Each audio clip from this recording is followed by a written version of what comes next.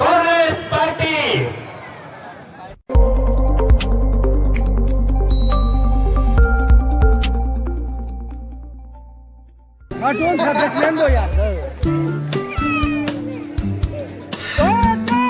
सम्मान नहीं है आज, नियत ठीक नहीं है बहनों, आपके लिए विकास करने की नियत नहीं है। होती तो अभी तक 10 सालों में आप कुछ देखते, आपके जीवन में तरक्की आती। आज तो सम्मान इतना है, इतना कम है कि आपके मुख्यमंत्री को मंच पे भी नहीं बिठाते हमारे प्रधानमंत्री जी। हमारे प्रधानमंत्री जी ने अपने पद की गरिमा को, अपने स्तर को इतना गिरा दिया है कि आपके मंच पे आकर उल्टी सीधी बातें, कट्टों की बातें, न्यायों की बातें कर रहे हैं। ऐसी भाषा शैली है उनकी कि उनके पद की गरिमा भी अब रखी नहीं जा रही है। पता है क्या कहा उन्होंने एक भाषण में 2-3 दिन पहले?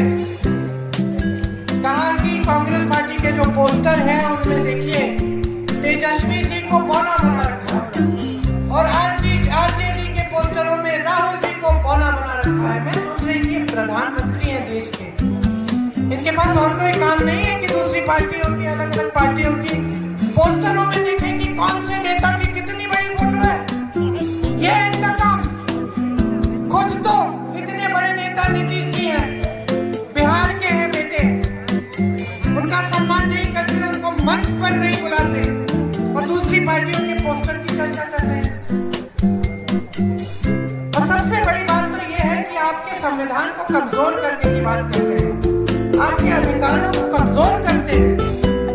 वोट चोरी क्या है बताइए, क्या मतलब है इसका? आपके जीवन पर क्या असर पड़ेगा? 65 लाख वोट जो काटे हैं उससे आपके जीवन पर क्या असर पड़ेगा? कौन बताएगा? बताओ। अधिकार नहीं होगा। जितनी भी सरकारी स्कीमें हैं, किस आधार पर आपको पैसे भेजे जाते हैं, किस आधार पर आपको राशन भेजा जाता है कि आप नागरिक हो। अगर आपको नागरिक ही नहीं मान रहे, आपका वोट ही कट रहा है, तो आपको स्कीमें का फायदा कैसे मिलेगा?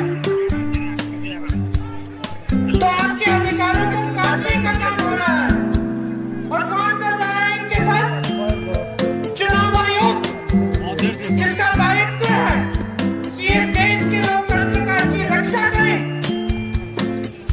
वो खुद आपके वोट करवा रहे हैं, खुद फर्जी वोट डलवा रहे हैं। राहुल गांधी जी ने एक खुलासा किया 2 दिन पहले कि हरियाणा में 25 लाख वोट काटकर सरकार की चोरी हो गई। आप होने दोगे ऐसा?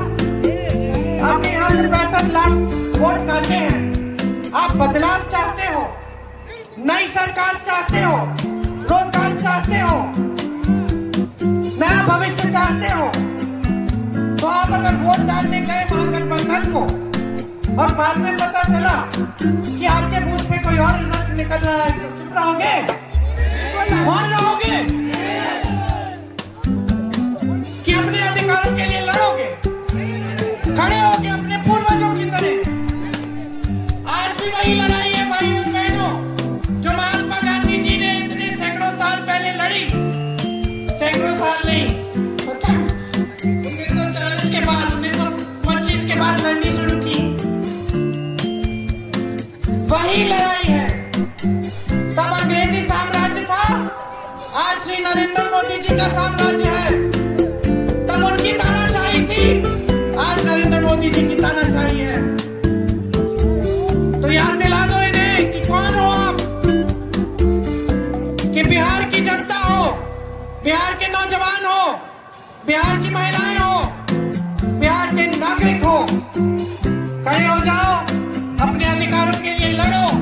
हम लड़ रहे हैं आपके लिए, हम अपने संविधान के लिए लड़ रहे हैं, इस धरती के लिए लड़ रहे हैं जिसमें आपके पूर्वजों का पसीना और खून है।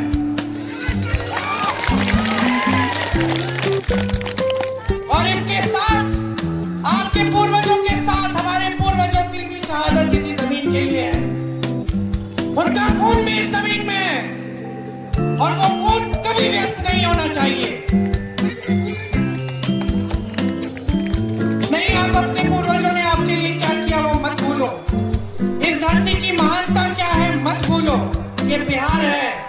दिखाओ पूरे देश को कि कितना जागरूक है ये प्रदेश। दिखाओ पूरे देश को कि सबसे ज्यादा राजनीतिक जागरूकता यहाँ है, इसी धरती में है। सब समझते हो आप, बहुत विवेक है आप में। इस बार महागठबंधन की सरकार बनाओ ताकि इस देश की एकता बनी रहे, आपकी समानता बनी रहे, आपके अधिकार बने रहे, मजबूत बने और ऐसे नेता राज करें जो समझते हैं कि असली राज आपका है, कि असली शक्ति आपकी है, कि आपके सेवक हैं हम सब और आपने इस मंच पे बिठाया है। ऐसा अपना भविष्य बनाओ। और आज आप सब यहाँ आए हैं, मेरी बातों को बहुत ध्यान से सुना है, एकदम चुपचाप खड़े हैं। याद रखना,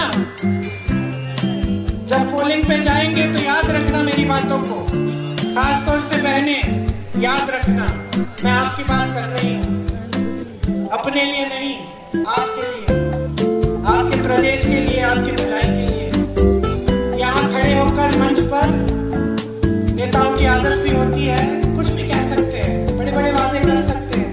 खुद आकलन लगाओ, खुद पता करो, जानकारी लो। यहाँ से तो देश भर में पलायन करके जाते हैं लोग। पता करो कि तेलंगाना में, कर्नाटका में, जहाँ कांग्रेस की सरकारें हैं, वहाँ क्या हो रहा है, क्या महिलाओं को कुछ मिल रहा है हर महीने? पता करो क्या क्या मिलता है। जो राजस्थान में अगर कोई रिश्तेदार है उससे पता करो कि ये सच है कि जब कांग्रेस की सरकार थी तो वहाँ पे अच्छी अच्छी स्कीमें थी। यहाँ पे बघेल जी बैठे हैं, मुख्यमंत्री थे छत्तीसगढ़ से, के इनसे पूछिए छत्तीसगढ़ में जो आपके रिश्तेदार हैं उनसे पूछिए कि जब इनकी सरकार थी तो क्या क्या किया, और फिर आकलन लगाइए, खुद जांच करिए और समझिए कि कौन आपके लिए असली काम करना चाहता है और कौन आपका ध्यान भटकाकर, आपको फुसलाकर सिर्फ आपका वोट अपनी सत्ता के लिए, अपने स्वार्थ के लिए मांगता है। समझ लीजिए।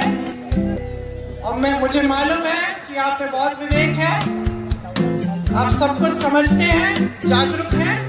इस बार आप महागठबंधन की सरकार लाएंगे ही लाएंगे। तो एक बार चारों जो उम्मीदवार हैं यहाँ जाए, इनको भारी से भारी बहुमत से जिताइए। एक बार जोर से मेरे साथ